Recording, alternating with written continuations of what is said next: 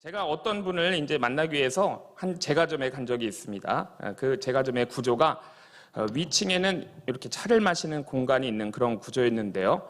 제가 거기서 차를 마시면서 이렇게 꽤 시간을 보낸 적이 있습니다. 제가 있는 그 곳에서 아래층에 있는 사람들이 이렇게 난간 밑으로 잘 내려다 보이는 그런 곳에 제가 있었는데, 제가 일부러 그런 건 아니지만 일하는 사람들의 그 일거수일투족이 잘 보였습니다. 이렇게 눈에 들어왔습니다. 그때 제가 본 것이 있습니다. 주인이 있으니까 그때는 카운터를 비롯해서 열심히 직원들이 일했습니다. 근데 주인이 이제 잠시 자리를 비우니까 딴짓을 하고 대충대충 일하는 모습이 이렇게 눈에 들어왔습니다. 제가 위에서 지켜보고 있는 것을 아마 몰랐겠죠. 그래서 개인 사업 하시는 분들이 흔히들 그런 경험들을 하시고 이제 말씀을 하시죠. 주인이 사업장을 비우면 안 된다. 그런 말씀들을 하십니다. 제가 이제 그 말씀을 거기서 이제 좀 실감하게 됐는데요. 우리 이 그리스도인들 일터에서나 교회에서나 가정에서도 그렇게 하면 안 되겠죠. 왜냐하면 우리 하나님께서 다 보고 계시기 때문입니다. 골로새서 3장 22절 23절 말씀을 제가 한번 읽어드릴게요. 종들아 모든 일에 육신의 상전들에게 순종하되 사람을 기쁘게 하는 자와 같이 눈가림만 하지 말고 오직 주를 두려워하여 성실한 마음으로 하라. 무슨 일을 하든지 마음을 다하여 주께 하듯 하고 사람에게 하듯 하지 말라. 아멘. 여러분, 우리가 살아갈 때 이 삶의 윤리를 말씀하고 계십니다. 사람들 눈치 보면서 눈가림만 그렇게 하지 말고 대충 하지 말고 무슨 일을 하든지 마음을 다해서 주께 하듯 하라. 그러니까 아주 작고 사소한 일이라고 할지라도 주님께 하듯 하고 사람에게 하듯 하지 말라, 이런 말씀이죠. 10월 이제 마지막 주일이 얼마 남지 않았습니다. 이제 이번 주 돌아오는 주일이 우리 개신교가 탄생한 종교개혁을 기념하는 종교개혁 주일입니다. 그 종교개혁자들이 이런 말을 했습니다. 라틴어로 코람데오. 우리 하나님 앞에서 산다는 뜻이죠. 내가 의도하든 의도하지 않든 우린 하나님 앞에서 살지 않을 수 없는 그런 존재입니다. 이게 우리 인간의 실존이죠. 하나님께서 다 지켜보고 계십니다. 더구나 우리 그리스도인들이 더욱 이렇게 얘기할 수 있는 이유는 이 헬라어로 파라클레토스라고 하는 성령님, 바로 우리 옆에 있도록, 우리 안에 있도록, 우리와 하나가 되도록 우리와 동행하시는 성령님, 파라클레토스, 바로 그분 때문이죠. 그렇다고 성령님이 우리를 감시하시기 위해서 이렇게 동행하신다라고는 말할 수는 없겠지만, 성령님은 우리가 잘 할 수 있도록 이렇게 도와주시기 위해 동행하시고 함께 하십니다. 코람데오, 우린 하나님 앞에서 사는 것입니다. 할렐루야. 오늘 성령님께서 우리를 도우시는 방법을 좀 함께 생각해 보려고 합니다. 성령님이 우리를 도우시는 방법을 성경은 크게 두 가지를 말씀하시는데요. 하나는 성령의 은사다 말씀하십니다. 그리고 또 다른 하나는 성령의 열매다, 이렇게 말씀을 하십니다. 성령께서 우리와 동행하시면서 우리를 도우시는 방법이요, 하나는 은사로 도와주시고 또 다른 하나는 열매를 맺게 하심으로 도와주십니다. 우리에게 성령의 은사를 주시며 성령의 열매를 맺게 해주시는 분이 바로 우리 성령 하나님이십니다. 우리가 성령의 은사라고 할 때 그 은사가 한자죠. 평상시에 우리가 잘 쓰지 않는 그런 좀 어려운 단어입니다. 이 은사를 헬라어로 보면은요, 원어로 보면 카리스마입니다. 카리스마. 그래서 이 카리스마 하면은 우리가 익숙하죠. 이거 아는 단어인데 많이 쓰는 건데, 이렇게 우리가 생각할 수 있는데, 왜냐하면 오늘날 이 카리스마라는 이 말이 이 어떤 사람 안에 들어있는 것, 이 사람들을 이렇게 휘어잡는 어떤 능력, 그것을 가리키는 말로 익숙하게 쓰이고 있기 때문이죠. 사실은 의미가 이렇게 좀 변질된 것입니다. 원래 이 카리스마의 뜻은요, 기프트예요. 선물. 선물이란 뜻이에요. 우리가 한자로 은사죠. 은혜로 주신 선물, 이렇게 번역했는데, 원래 이 카리스마는 이 내 안에 있는 어떤 강력한 어떤 힘, 내게 있는 그런 것이 아니라 하나님이 주신 것, 그것이 바로 선물이고 은사인 것입니다. 그래서 결론부터 얘기하면요, 우리를 도우시는 방법 중에 그 하나인 성령의 은사, 성령의 은사는요, 하나님께서 성령을 통해 하나님 나라와 교회를 위해 개별 그리스도인들에게 주시는 은혜의 선물인 것입니다. 한번 중요하니까 한번 따라해 주시면 감사하겠습니다. 하나님께서 성령을 통해 하나님 나라와 교회를 위해 개별 그리스도인들에게 주시는 은혜의 선물. 네, 이것이 성령의 은사입니다.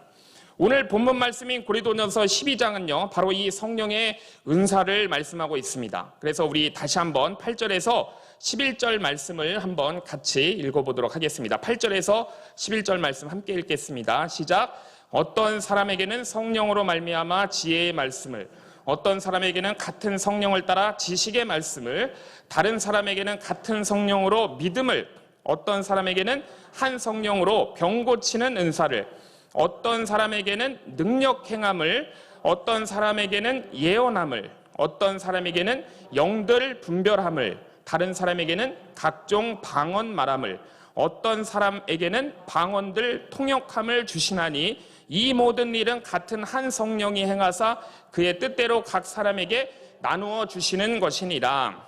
아멘. 오늘 여러분 여기 본문을 보면요, 성령의 은사에 9가지가 있다고 말씀하십니다. 첫 번째는 지혜의 말씀. 이 은사는 그 상황에 적절하게 하나님 말씀을 선포하는 것을 말하는 것입니다. 오늘날 가장 비슷한 게 오늘 제가 하고 있는 이 설교 같은 것이죠. 지혜의 말씀이고요. 그 다음에 두 번째 은사가 지식의 말씀인데요. 이 지식의 말씀이란 은사는 보통 어떤 이런 고도의 정보 취득 능력을 얘기하는 거라기보다는 그런 거라기보다는 어떤 의학적 지식이나 어떤 특정한 기술을 갖고 있고 이런 걸로 우리가 보통은 생각할 수 있는데, 이 지식의 말씀은요 좀 특별한 것을 말하는 것입니다. 숨겨져 있는 것들을 영적으로 읽어내는 그런 초자연적인 것이 바로 지식의 말씀입니다. 이게 지식의 말씀이에요. 쉽게 얘기하면 투시 같은 거 있죠. 이 기도하는 분들한테 내 마음에 가지고 있는 그런 것들이 이렇게 읽혀질 수 있는 것이죠. 그 다음에 세 번째 성령의 은사가 믿음입니다. 바로 굳은 믿음. 그 다음에 네 번째가 병 고치는 것이고요. 다섯 번째가 능력을 행하는 것이고, 요건 여러분들이 다 아시는 것이니까요. 그 다음에 여섯 번째 예언은 하나님 말씀을 선포하는 것이 예언입니다. 어떤 때는 계시를 통해서 선포하고요, 어떤 때는 하나님 말씀을 통해서 선포하는 것이 예언입니다. 그 다음에 일곱 번째 은사는 영들을 분별하는 것입니다. 그 다음에 여덟 번째는 각종 방언. 각종 방언, 이것이 이제 특별히 고린도 교회에서는 큰 이슈가 되었던 것입니다. 방언하는 사람이 방언으로 기도하면은 자기한테는 큰 덕이 되죠. 그런데 이 방언으로 기도하면은 이게 무슨 말인지 자기도 모르고 듣는 사람도 모르니까 그 뒤에 가서 마지막 나오는 그 은사가 방언의 통변입니다. 방언을 통역하는 은사를 구하라, 이렇게 말씀하시죠. 그래서 오늘 고린도전서 12장 은사에 대해서 이렇게 언급하고 있고, 이 모든 것들이 은사에 대해서 이렇게 좀 논쟁할 때 주요 대상이 되는 것들입니다. 그런데 여러분, 오늘 그 본문이 성령의 은사에 대한 전부일까 한번 생각해 보시기 바랍니다. 이 말씀이 성령의 은사에 대한 유일한 말씀일까를 생각해 봤을 때요, 그건 아닙니다. 성령의 은사는 신약 성경에 적어도 4군데 이상 다른 곳에서 언급이 되고 있습니다. 그래서 오늘 본문은요, 이 바울이 이 고린도에서 사역하면서 그 고린도 교회에서 목격하고 체험했던 성령의 나타내심을 표현한 것이죠. 성령님이 보이질 않잖아요, 그렇죠? 그래서 우리 눈에 성령이 이렇게 보이시진 않지만 성령의 존재가 현상으로서 나타나 보여지게 되었던 것들, 이것을 이제 은사다, 이렇게 말씀하고 있는 것이죠. 성령님은 보이지 않지만 은사들은 보이기 때문입니다. 반면에 이제 로마서를 보면요, 로마서에서도 언급한 성령의 은사, 성령의 나타내심이 로마서 12장에 나오고 있습니다. 그 로마서 12장 말씀을 보면 고린도 교회에 보냈던 편지에서 언급한 내용들은 또 좀 잘 보이지가 않습니다. 제가 로마서 12장 6절에서 8절 말씀을 한번 읽어드리겠습니다. 우리에게 주신 은혜대로 받은 은사가 각각 다르니 혹 예언이면 믿음의 분수대로, 혹 섬기는 일이면 섬기는 일로, 혹 가르치는 일이면 가르치는 일로, 혹 위로하는 자면 위로하는 일로, 구제하는 자는 성실함으로, 다스리는 자는 부지런함으로, 긍휼을 베푸는 자는 즐거움으로 할 것이니라. 아멘. 여기서도 이제 은사를 말씀하시는데요, 그 내용들을 보니까 이렇습니다. 첫 번째 예언입니다. 예언은 고린도 교회에 있던 것과 같은 것이죠. 똑같습니다. 그런데 이제 나머지 것들을 보면요, 섬기는 일, 그 다음에 가르치는 일, 그 다음에 위로하는 일, 그 다음에 구제, 그 그 다음에 교회에서 리더십을 잘 구사해가지고 치리하는 것, 다스리는 일, 그 다음에 긍휼을 베푸는 것, 이렇게 모두 7가지의 성령의 은사다라고 말씀하고 있습니다. 이 로마서 12장의 은사들을 보니까요, 고린도전서 12장과는 그 예언만 같고 나머지는 다른 것을 또 우리가 알 수가 있습니다. 특히 이 고린도 교회에서 많이 언급이 되고 고린도 교회에서 많이 이슈가 됐기 때문에 뒤에 고린도전서 12장부터 14장까지 쭉 설명을 해야 했던 그 방언에 대해서는 로마서에서는 전혀 나오지 않는다는 것을 우리가 발견할 수가 있습니다. 이 로마서 12장 그 내용들을 보면요, 우리가 이 현대 교회에서 우리가 신앙생활을 하면서 일반적으로 언급하는 은사들과 너무 비슷하다는 것을 우리가 로마서를 통해서 알 수가 있고요. 또 반대로 고린도전서 이 12장에 나오는 은사들은 우리가 일상에서는 잘 볼 수 없는 그러한 은사들이죠. 그래서 우리가 고린도전서 12장 은사만 보면요, 은사에 대해서 초자연적인 것들만 생각할 수 있는데 우리가 로마서 12장 말씀을 보면 우리가 은사에 대해서 깨달을 수 있는 점이 있습니다. 우리 교회에서 또 우리 주위에서 흔히 볼 수 있고 우리 교회에 정말 꼭 필요한 것들, 이것이 성령의 은사라는 것을 우리가 알 수가 있는 것이죠. 우리가 은사라 그러면요, 이 초자연적인 것에만 관심을 갖고요, 이 섬김이나 교육이나 위로나 구제나 칠이나 자비심, 긍휼, 이런 것들은 우리가 대수롭게 생각할 수도 있는데 이것이 다 성령의 은사인 것입니다. 할렐루야. 로마서 12장에 열거되어 있는 그 은사 리스트가 일반적인 은사의 모습인 것이죠. 사도 바울이 보낸 그 편지를 받는 그 대부분의 교회들은요, 그가 개척을 했습니다. 그래서 그가 거기서 목회를 했고, 그래서 자기가 잘 알고 있는 사람들이 대부분이죠. 그래서 그 교회에 무슨 문제가 있는지 너무나 잘 알고 있습니다. 그렇기 때문에 그가 그 문제를 정말 가슴에 품고 이렇게 속도 썩어가면서 보냈던 편지들이 대부분 바울 서신이에요. 특히 고린도전서는 이제 그런 경우에 해당하는 것이죠. 그러나 여러분, 로마서는요, 바울이 그때까지 가보지 못했습니다. 정말 가고 싶었는데 이제 가지는 못하고 자신을 설명하고 그들에게 복음을 잘 알려주기 위해서, 그래서 굉장히 일반적인 내용, 그러니까 모든 교회에 적용될 수 있는 그런 보편적인 내용, 즉 중요한 복음과 그 신자들의 신앙생활에 대해서 잘 정리해서 보낸 서신이 로마서입니다. 그래서 로마서에 언급된 은사는 굉장히 일반적인 것이죠. 모든 교회에서 통용되는 보편적인 은사다, 이렇게 얘기할 수 있습니다. 그래서 우리가 로마서에 나와 있는 그 은사 리스트를 이렇게 읽어보면요, 정말 우리 수원 순복음교회에서 이렇게 흔히 볼 수 있는 그런 모습과 비슷하다는 생각을 하게 됩니다. 은사에 대한 말씀을 한 군데 더 소개하겠는데요, 그리스도의 선물, 은사에 관한 말씀이요, 에베소서 4장에도 나옵니다. 참고로 에베소서는 로마서보다 더 나중에 기록된 성경입니다. 그래서 이제 교회가 점점 더 조직화되고 발전되었음을 알 수 있는 그러한 내용들이 에베소서에서 우리가 볼 수가 있습니다. 에베소 4장 11절에서 12절 말씀을 제가 한번 읽어드리겠습니다. 그가 어떤 사람은 사도로, 그가 어떤 사람은 선지자로, 어떤 사람은 복음 전하는 자로, 어떤 사람은 목사와 교사로 삼으셨으니 이는 성도를 온전하게 하여 봉사의 일을 하게 하며 그리스도의 몸을 세우려 하심이라 그랬습니다. 여기 있는 내용들을 보면요, 사도, 선지자, 복음 전하는 자, 목사, 교사, 이런 호칭들이 나오죠. 특징적인 것은 바로 이 목사라는 말이 여기서 처음 나온다는 것입니다. 이런 직분들이 언급되면서 이거를 선물이다 그랬습니다. 은사라 그랬습니다. 이 앞에 7절에 보면 나오거든요. 그러니까 은사는 역사가 흐르면서 은사는 더 직분에 가까워졌다는 것을 우리가 에베소서를 통해 알 수가 있습니다. 지금까지 우리가 이 은사에 관한 이 고린도전서 12장과 로마서 12장, 에베소서 4장 이렇게 세 부분 말씀을 통해서 비교해 봤는데, 그럼 이걸 통해 우리가 알 수 있는 것이 무엇인가? 첫 번째는요, 은사는 다소 신비해 보이는 것에서 시작을 해가지고 지극히 일상적으로 보이는 것에 이르기까지 모두 다 성령님의 은혜로 주어진 선물이라는 것입니다. 은사는 선물입니다.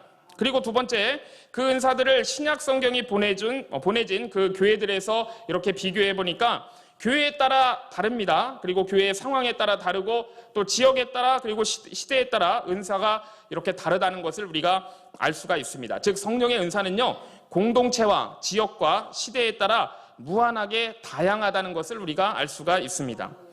여러분, 그러면 이렇게 신약 성경에 언급된 것만 우리가 은사라고 얘기할 수가 있는 것일까요?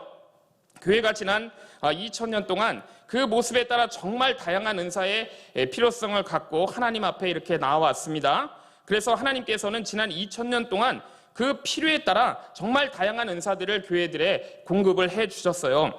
예를 들면 이런 것이죠. 우리가 이제 주일마다 방송실에서 수고하고 애쓰시는 분들이 있습니다. 저도 좀 해보긴 했는데 저는 잘 못하겠더라고요. 이 방송실의 섬김도 은사인 것이죠. 또 음악적인 재능, 또 요즘에는 그 웹디자인 능력, 또 음식을 이렇게 잘 만드셔가지고 마음이 이렇게 상처받았던 분들을 이 음식을 먹으면서 이렇게 회복시켜 주시는, 위로를 주게 하는 것, 그리고 교회를 시설을 잘 관리하시고 또 청교를 잘 유지해 주시는 이런 모든 것들이 다 하나님이 주신 은사인 것입니다. 또 사람들 만나면 이렇게 친화력이 굉장히 좋아가지고 자석처럼 사람들을 확 끌어당기시는 그런 분들도 계시잖아요. 이것도 굉장한 은사인 것이죠. 포용력, 정말 다 귀중한 성령의 은사입니다. 여러분, 그러므로 이 은사는 우리가 이제 무엇이라고 얘기할 수 있는가? 교회를 세우고 하나님 나라를 건설하기 위해 교회 공동체에 유익이 되도록 허락하신 모든 특성, 재능, 직분, 기능, 이런 것을 다 포함하고 있다고 말씀드릴 수가 있습니다. 그래서 오늘 정말 중요한 것은, 오늘 은사의 종류들을 이렇게 쭉 이렇게 열거를 해드렸는데, 그러나 사실은 은사의 종류가 핵심은 아닌 것 같죠. 은사의 종류는 정말 다양하지만 은사의 핵심, 은사의 목적에 초점을 맞추어야 할 것 같습니다. 오늘 우리가 이걸 마음에 새기고, 혹시 우리가 그동안 잘못 생각한 게 있다 그러면 오늘 고치기를 소원합니다. 오늘 본문 말씀 고린도전서 12장 4절에서 우리 7절 말씀을 우리 한번 함께 읽도록 하겠습니다. 4절에서 7절 말씀입니다. 고린도전서 시작. 은사는 여러 가지나 성령은 같고, 직분은 여러 가지나 주는 같으며, 또 사역은 여러 가지나 모든 것을 모든 사람 가운데서 이루시는 하나님은 같으니, 각 사람에게 성령을 나타내심은 유익하게 하려 하심이라. 아멘. 오늘 이 본문 말씀을 보니까요, 같은 내용을 가지고 처음에는 은사라 그랬습니다. 그랬는데 좀 이따가 직분이다 이렇게 그랬고요. 마지막에 가서는 사역이라고 표현하고 있습니다. 은사, 직분, 사역.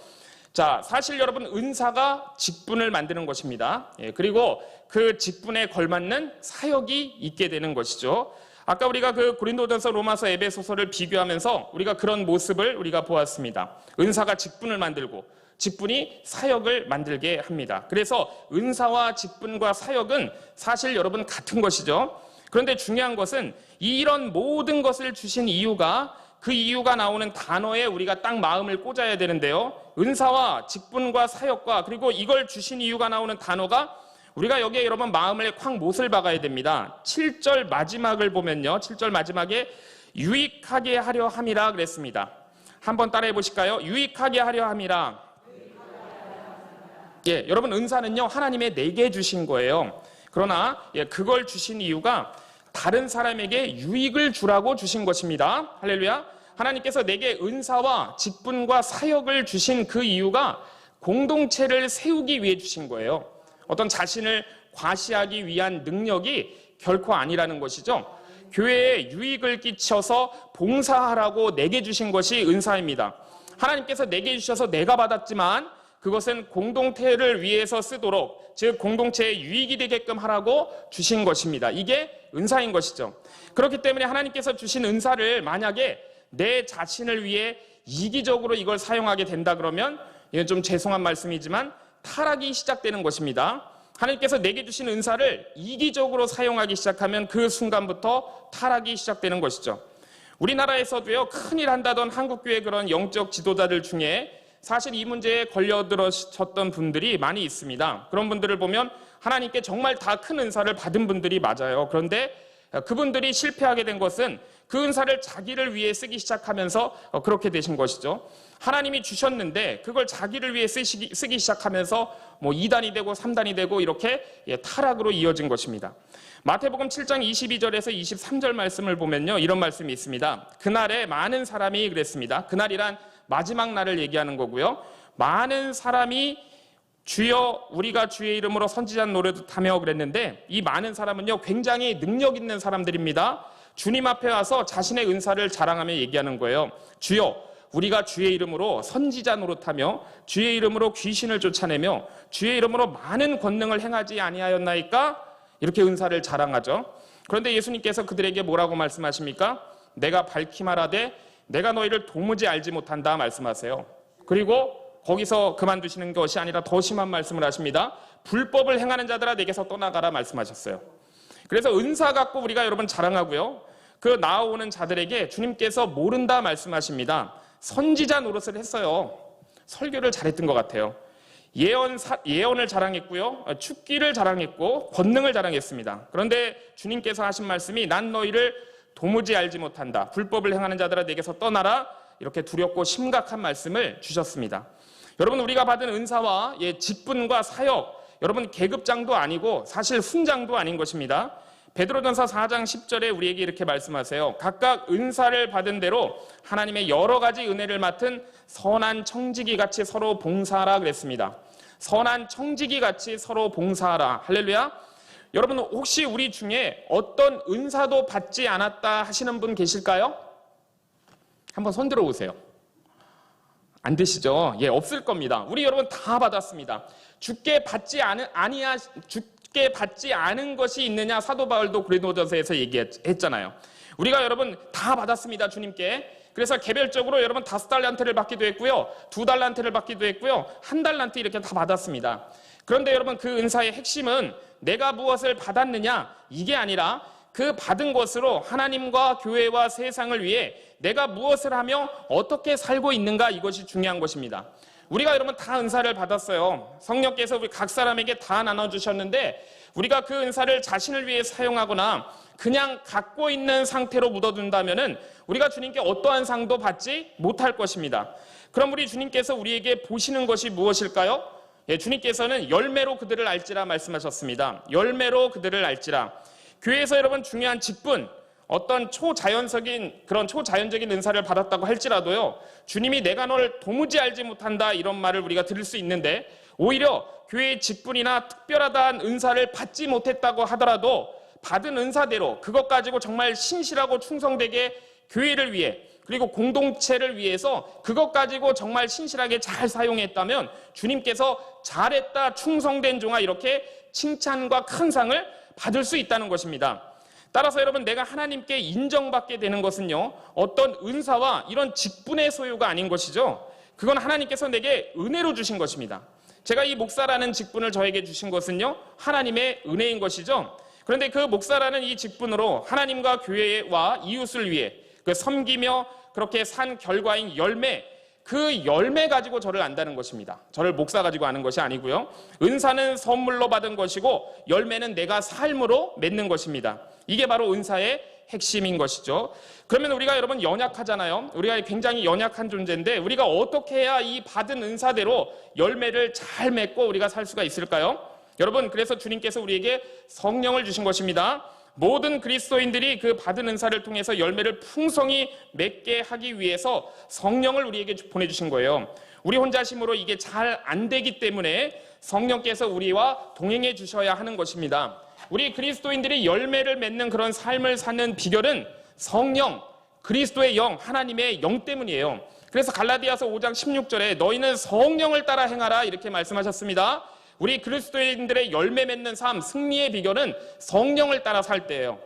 제가 이 골프 치는 분들한테, 좀 치신다는 분들한테 들은 얘기가 있는데요, 내가 이렇게 어깨하고 이렇게 힘을 팔에 줘가지고 휘두르면 공이 잘 안 맞는데요.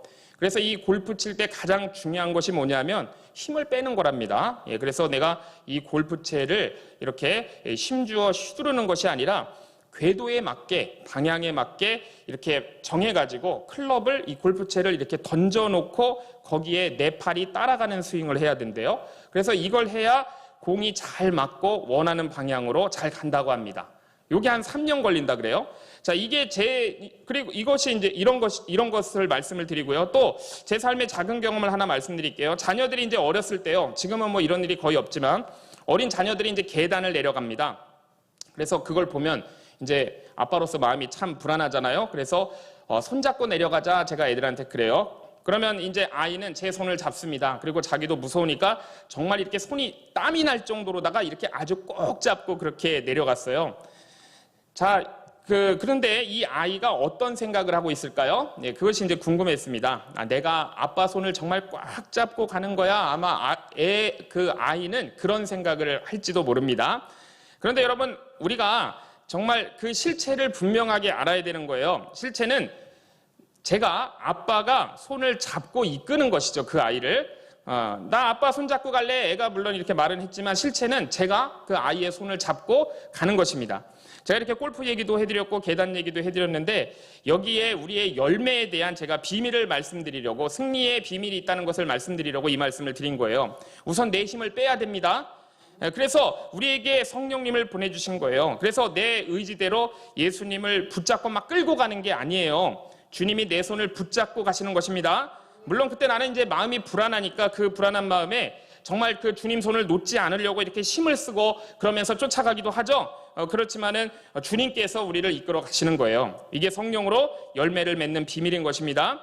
예수님께서 제자들에게 분명하게 말씀해 주셨어요. 포도나무와 가지의 비유를 말씀해 주셨습니다. 우리 삶이 열매 맺는 것은 가지가 가지에, 나무에 잘 붙어 있으면 된다고 그렇게 말씀을 하셨어요.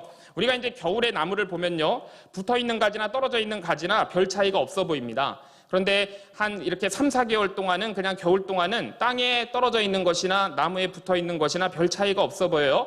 그러나 한 3월 중순쯤 되면요, 이제 봄바람이 불어오고 봄비가 내리기 시작하면 이제 확실한 차이가 보이기 시작하죠. 땅에 떨어져 있는 가지는 이제 썩어져서 비틀어지기 시작합니다. 그러나 나무에 꼭 붙어 있는 그 가지는 싹이 나고 무성해지고 시간이 지나면은 열매를 맺어요. 여러분, 주님께 잘 붙어 있어야 됩니다. 할렐루야. 그래서 그리스도 안에 있으면 우리가 열매를 맺게 되는 거예요. 그래서 예수님이 이렇게 말씀하셨습니다. 요한복음 15장에 내 안에 거하라, 나도 너희 안에 거하리라. 가지가 포도나무에 붙어있지 아니하면 스스로 열매를 맺을 수 없음같이 너희도 내 안에 있지 아니하면 그러하리라. 아멘. 여러분, 어떤 일이 있어도, 정말 아무리 비바람이 불어도, 아무리 눈이 내리고 추위가 극성이더라도, 이 떨어져 있거나 붙어 있는 거라 정말 똑같아 보이는 그런 상황일지라도, 때로는 우리가 좌절감이 생기고 정말 이건 뭔가 이런 생각이 들지라도, 여러분, 우리는 끝까지 주님께 붙어 있어야 될 줄로 믿습니다. 우리가 늘 붙어 있어야 되는 것입니다. 항상 붙어 있어야 되는 것입니다. 그러면 때가 되면 열매가 맺습니다. 그럼 우리가 주님께 이렇게 꼭 붙어 있기 위해서 필요한 것이 무엇일까요? 그것은 바로 성령 충만입니다. 성령 충만함을 받아야 우리가 붙어 있을 수 있습니다. 그럼 성령 충만은 무엇인 것인가? 우리가 여러분 예수님을 처음 이렇게 구주로 영접했을 때 이미 하나님께서 우리에게 성령님을 보내주셨습니다. 그래서 우리 안에 성령님이 계세요. 그런데 성령 충만이라는 것은 이렇게 우리 안에 계시는 성령님을 우리가 내 마음의 중심에 왕자에 모시는 거예요. 왕자에 모시는 것입니다. 그래서 그분이 나를 온전히 다스릴 수 있도록 하는 거예요. 이게 성령 충만입니다. 그리고 나는 여러분 그분의 발치에 이렇게 무릎 꿇고 앉아서 그분의 인도하심대로 따라가는 것이 성령 충만의 상태인 것입니다. 반대로 내 안에 이렇게 성령님을 주셨는데 성령님을 저 바닥에, 저 구석에 앉혀놓고 내가 그 가운데 왕자에 떡하니 앉아가지고 내가 하고 싶은 대로 그렇게 다 하고 있으면, 이러면 여러분 아무것도 안 되는 것이죠. 이건 더 망하게 되는 것입니다. 이게 여러분 바로 은사 자랑하는 것이고 열매가 없는 그런 상태인 것이죠. 그러므로 여러분 성령 충만은요, 성령께서 우리의 마음과 그리고 생각과 행동과 내가 하는 모든 일들의 목적과 방향을 주장하셔서 내 안에 하나님의 영의 다스림, 그리스도의 영의 다스림이 이루어질 때 이것이 바로 성령 충만인 것입니다. 할렐루야. 여러분, 그리고 이 성령 충만은 일회적으로 끝나는 게 여러분 아니에요. 우리가 좀 전에 읽고 명령받은 그 에베소서 5장 18절 말씀을 보면 성령 충만을 받으라 그랬는데 여러분 이거 현재 진행형입니다. 계속 진행돼야 하는 것입니다.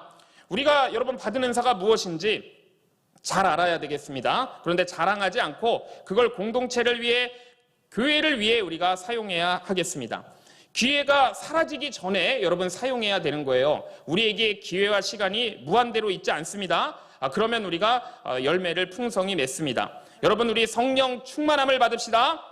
저에게 필요한 것이고요. 그리고 우리 수원순복음교회에 필요한 것입니다. 그리고 이 자리에 있는 모든 분들과 또 영상으로 예배드리는 모든 분들에게 꼭 필요한 것이 성령 충만입니다.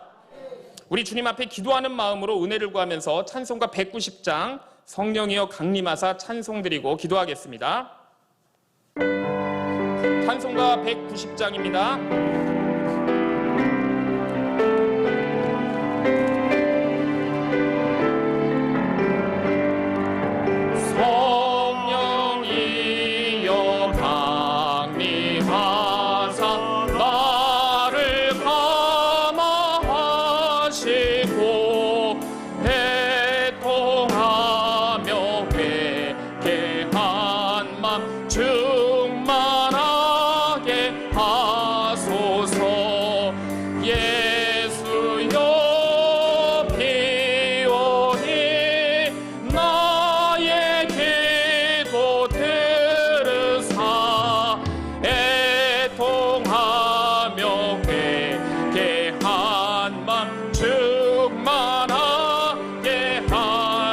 성령이여 강림하사 성령이여 강림하사 대신 권능 주시고 원하옵고 원하오니 충만하게 하소서. 예수여 비오니 예수여 비오니 나의 기도 들으사 애통하며 회개한 맘 충만하게 힘이 없고 연약하여 힘이 없고 연약하나 엎드려서 비오니 성령 강림하옵소서. 충만하게 하소서. 아멘. 예수여 예수여 비오니 나의 기도 들으사 애통하며 회개한 맘 충만하게 정케하고 위로하사 정케하고 위로하 복을 받게 하소서. 복을 받게 충만하게 하시오니 충만하게 하시오. 무한 감사합니다. 감사합니다. 할렐루야. 예수여 비오니 예수여 비오니 나의 기도 들으사매 애통하며 회개한 맘 충만한 우리 1절만 다시 부릅니다. 성령이여 강림하사 성령이여 강림하사 나를 감화하시고 애통하며 회개한 맘 충만하게 하소서. 아멘. 예수여 비오니 나의 기도 들으사 애통하며 회개한 맘 충만하게 하소서. 아멘. 우리 오늘 주신 말씀 놓고 기도하겠습니다. 우리에게 주신 성령의 은사를 우리가 자랑하지 말고 우리가 공동체를 위해 주님의 몸된 교회를 위해 사용하는 우리 되게 하여 주시옵소서. 주신 은사를 통해서 정말 풍성한 열매를 맺는 우리 삶이 되게 하여 주시옵소서. 어떤 삶의 상황 가운데서 정말 주님께 꼭 붙어 있게 하여 주시옵소서. 성령의 충만함을 더하여 주시옵소서. 내게 주신 은사 감사하고 정말 우리에게 주신 이 기회가 있을 때 잘 사용해서 상 받는 우리 모두 되게 하여 주시옵소서. 우리 주님 한번 부르시고 합심해서 기도하겠습니다.